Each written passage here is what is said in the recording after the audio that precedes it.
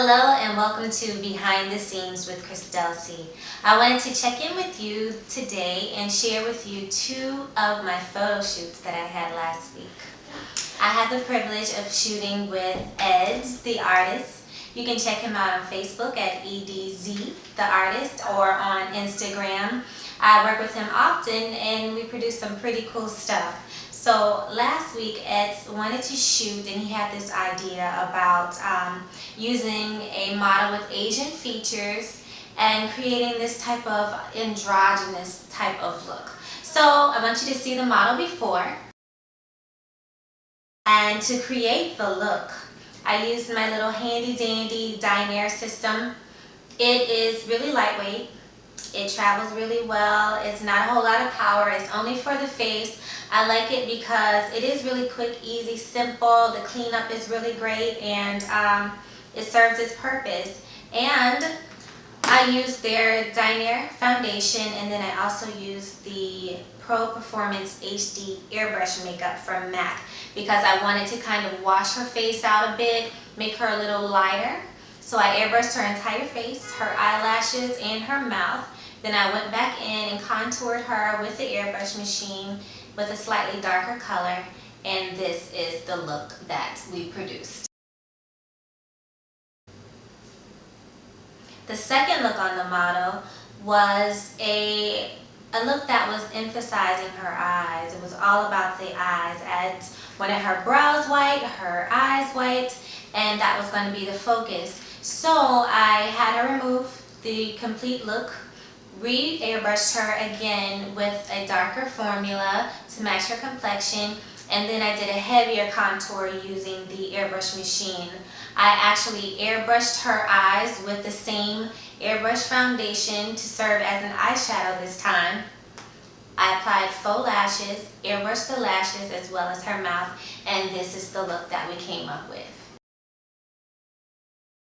My second shoot was with model Chelsea, and Ed had this look that he wanted to create. He gave me an inspiration look, which was really nice, but I wanted to put my own spin on it, so I had that flexibility with this particular shoot. Sometimes when you're given a look, you have to stick directly with that look, but I had the pleasure of being able to create my own spin on it. So the look that I was given was a little bit more precise. I wanted to, however, create a look that was kind of organized confusion on the face, so to speak.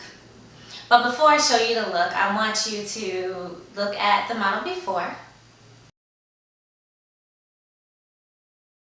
To give you a little bit of background about myself, I majored in theater in college, and as a theater major you have to take technical theater, which teaches you about the lights and it does color theory, and I wasn't interested in that.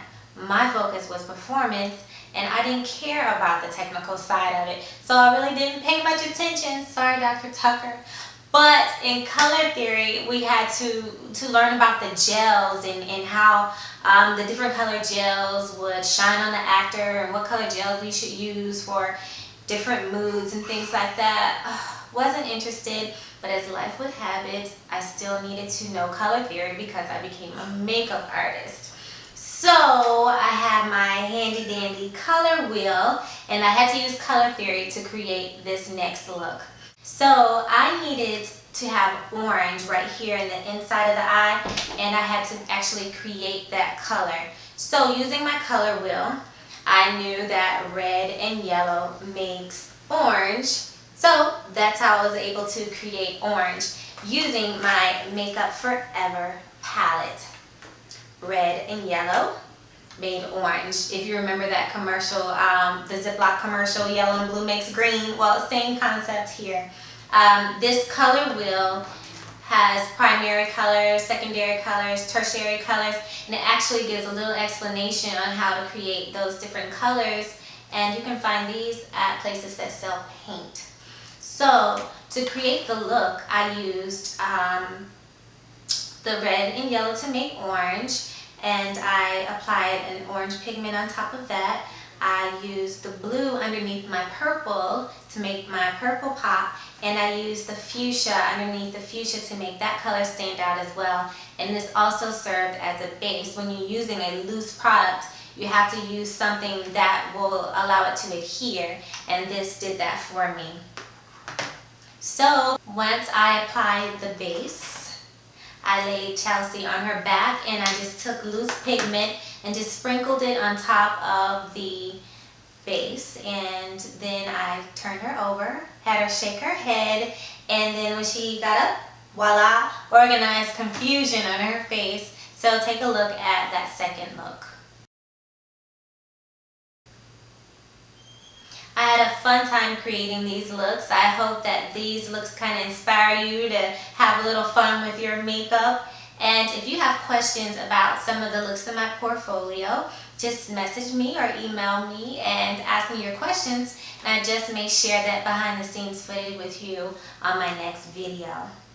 Thank you so much for tuning in. Remember to subscribe here to my channel. Also follow me on the other social networks. That's Facebook, Instagram, and Twitter. And remember, as always, true beauty can only be achieved when the inside is just as beautiful as the outside. Until next time, be a true beauty.